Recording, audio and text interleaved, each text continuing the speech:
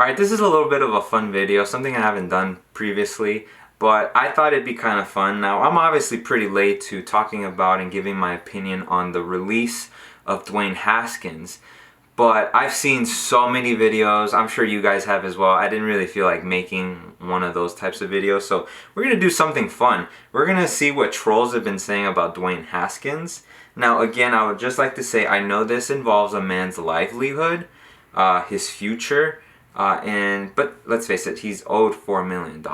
I don't feel too bad for him based on the decisions he's been making. So let's make a troll video.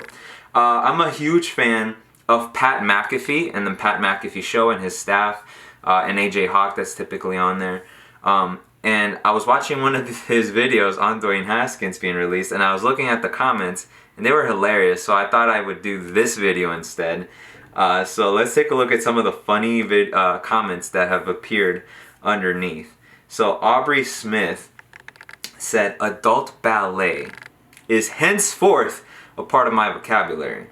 Here's a good one. Kenny Dredd said, "From the strip club to being stripped of his captaincy to being stripped of his job.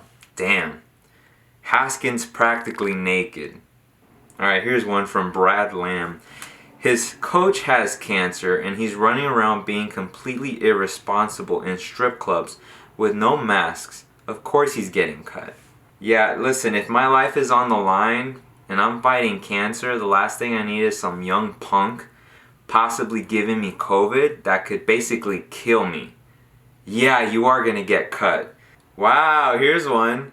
"Congrats on Ron Rivera finally being cancer free." That was from Jacob Aerosmith. Alright, here's one. Kind of taking a stab at Haskins' circle around him. "Bet his girlfriend regrets having that birthday party now that her boyfriend is no longer a cash cow. He's still owed about $4 million, so I don't know." Savage Truth says, funny, "Bruh, I'll never forget he was charging people to enter his draft party." I want to know how much he was charging. That's what I want to know. Alright, this is a jab at Dan Snyder. "This is what happens when owners force draft picks on coaches. I believe Jay Gruden did not want Dwayne Haskins and he was forced to draft him." That sucks. No, here's a pretty good take. Kevin People said, "Patrick Mahomes was literally Alex Smith's shadow for a year. I guess Dwayne figured he could do just as well without all the hard work. Talk about a moron." Here's one from Mason Gary. "Remember when the Giants were getting ripped for drafting Daniel Jones over him? Man, times have changed." Well, I will say this about Dwayne Haskins. I drafted him in my fantasy league his rookie year, and I just thought that he wouldn't do much until maybe the end of the year. And I think he did play a couple games, but even when he was out there, he sucked. And then this season, I regretted not keeping him because I heard he was going to be the starter. You know, hype builds up. And luckily, he didn't do anything. He really just isn't a good football player. And from what I've heard is that when his team lost and he had a good game, he was talking about his stats.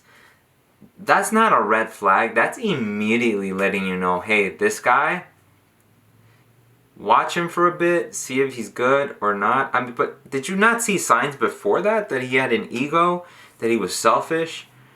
Whatever the case is, Ron Rivera, obviously, everybody respects his voice, respects him as a person.